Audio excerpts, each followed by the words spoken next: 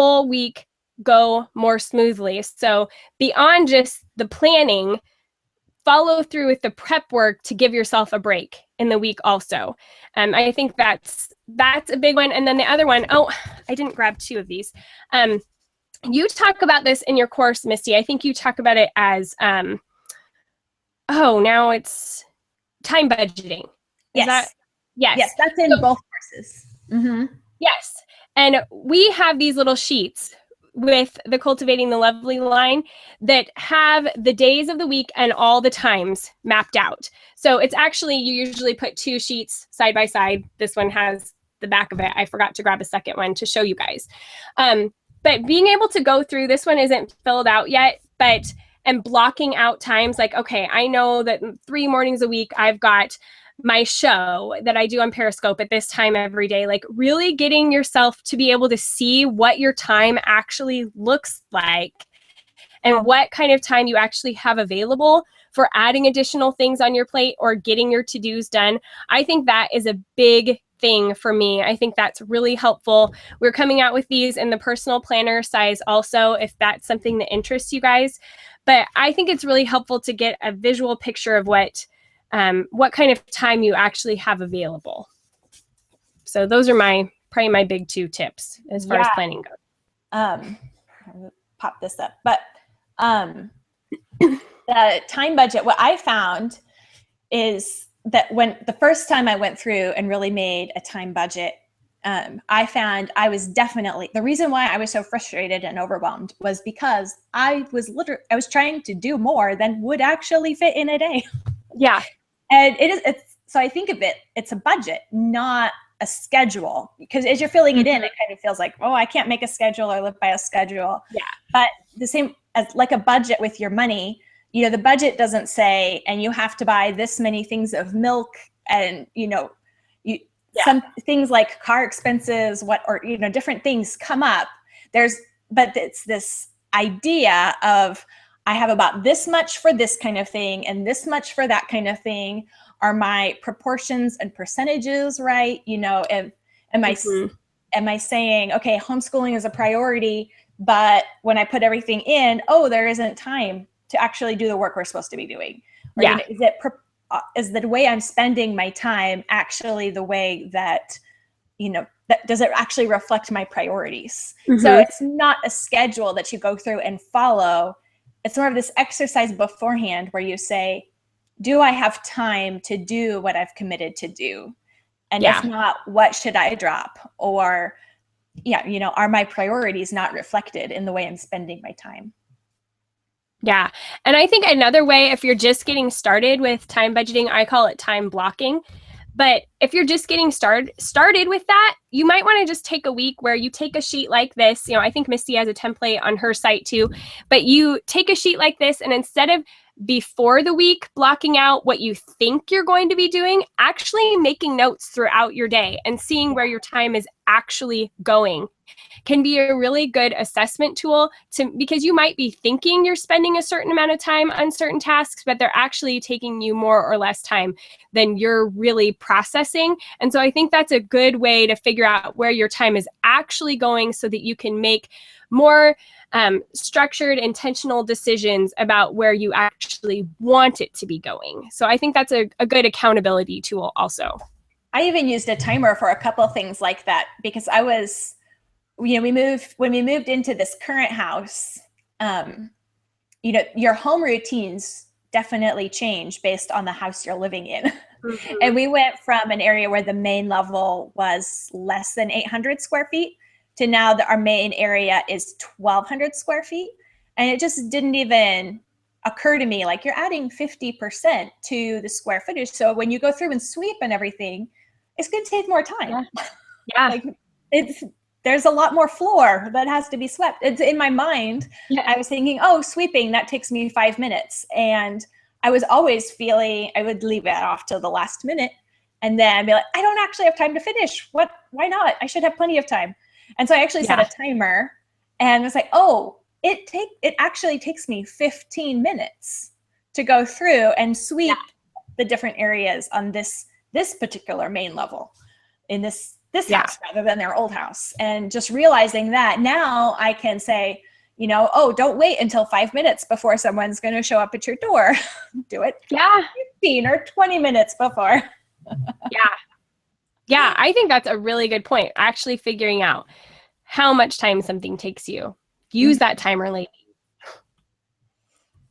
I do. And in the next, I'll send out an email to everyone in a few days. You'll get a replay link right away, an automated one, but then I'll also send out an email in a few days with some of these links.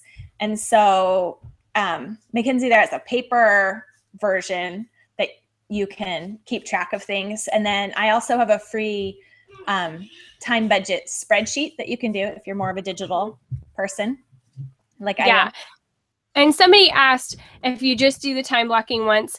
It just depends. If you just want it as kind of like a main source for you to go back to and be able to look at like, okay, this is what my time is supposed to be like, then you can definitely do that. I do in our kit, you get enough for like a month's worth of using them every week, because it's nice if you have appointments or that sort of thing to just kind of be able to go through and look at your whole week for each customized week and figure out what you have to do that week. If your life doesn't feel crazy enough or whatever to need that, then just do it once. But for me, I do kind of like going through and mapping out what my whole week is going to look like for whatever other thing. If we want to add in play dates or that sort of thing, I need to be able to see with my to-dos and everything if I have the time to make that all happen. So it just kind of depends on how you want to use it, I think. Mm-hmm. And you can also, if you know you're as a digital way to do that same thing, if you use something like Google Calendar where you have appointments, you can also set up a new calendar that's like routines or something. And I wouldn't block in like clean toilets or that kind of thing and put it as a calendar event, but you know, something more like an hour that says housework.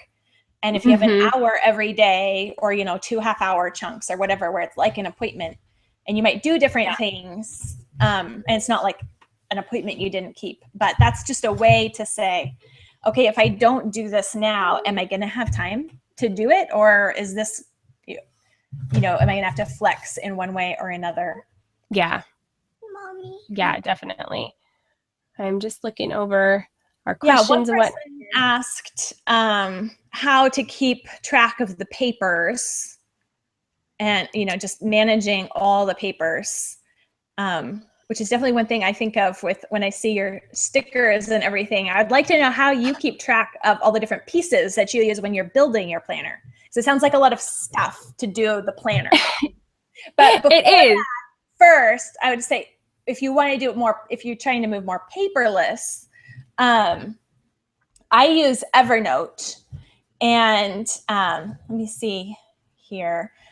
Next week on Monday, I was just going to announce it this week, but I'm going to do a free 6-day Evernote challenge, and so that will help walk you through if you want to move more paperless and decide, you know, this I can keep in paper, because you know we still definitely keep like our taxes stuff in paper files, but what can I move paperless and what would be better not?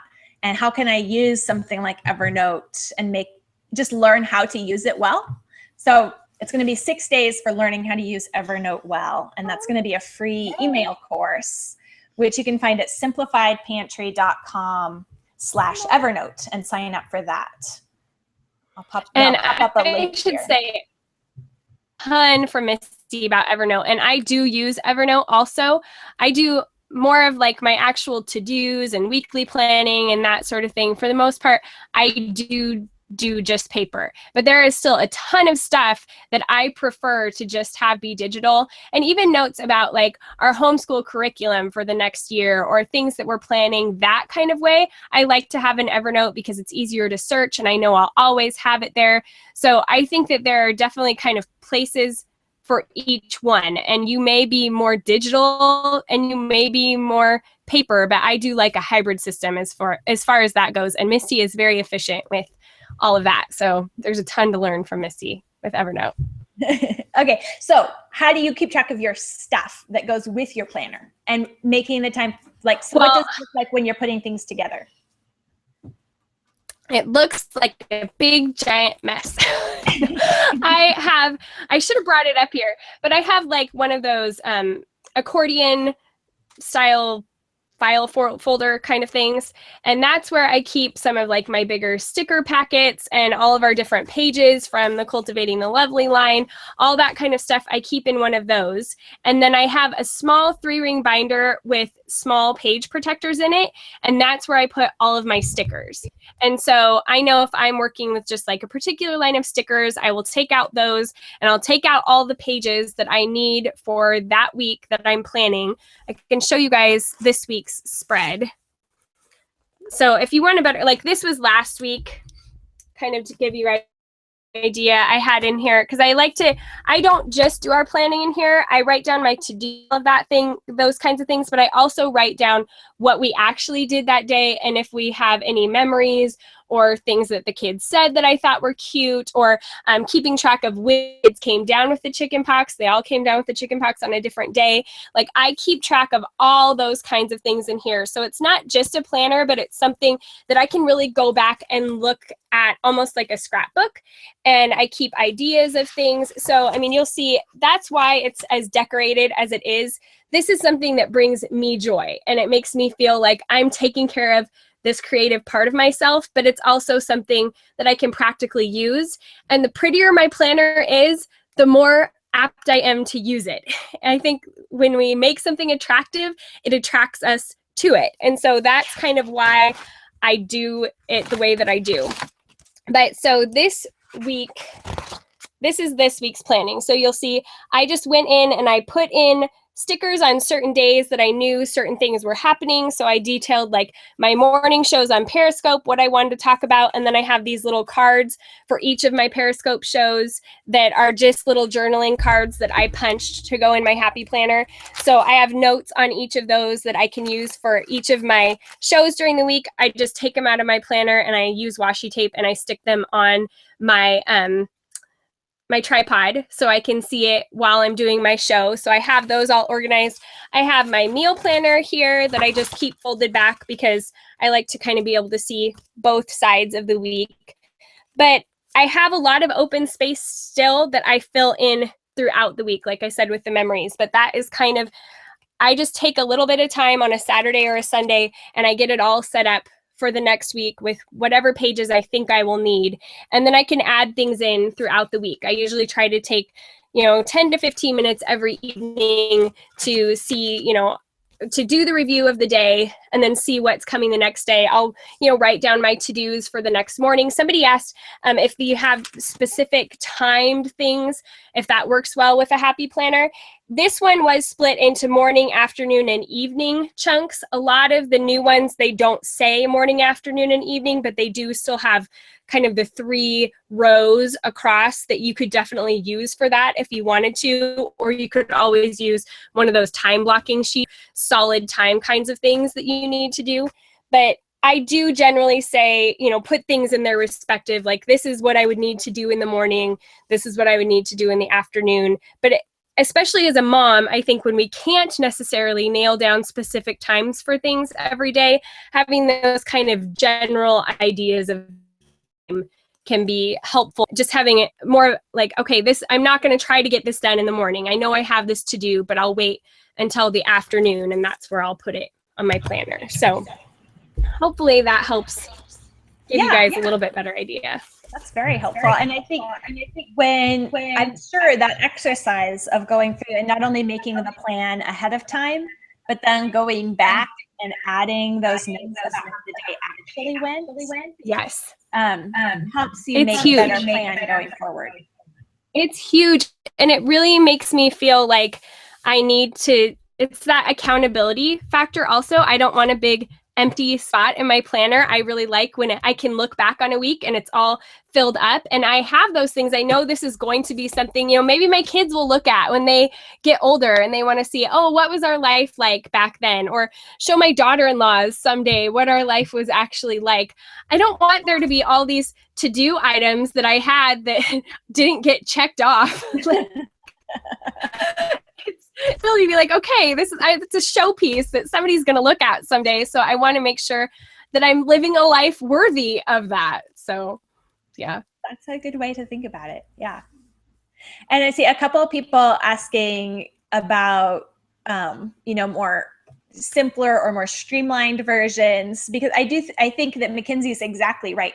Your planner should appeal to you in some way. Mm-hmm. So if it's an expression of your personality in some way, because the more attractive it is, the more likely you are to use it. You want to open it up and feel happy. Yes. And so that could mean that, yeah, it could mean the app that you're using is super sleek and it just makes you feel like everything is clean lines, and that's the way that you like to plan, using something digital. You need to find what appeals to you.